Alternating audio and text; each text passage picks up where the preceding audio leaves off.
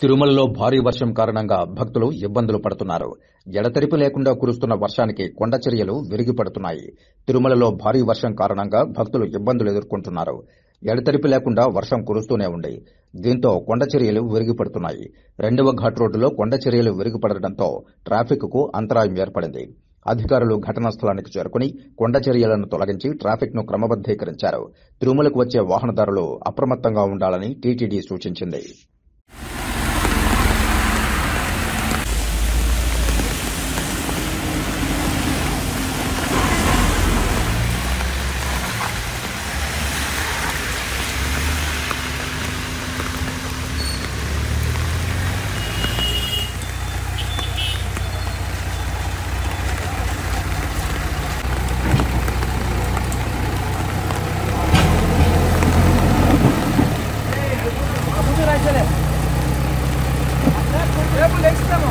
వచ్చింది దుబ్బు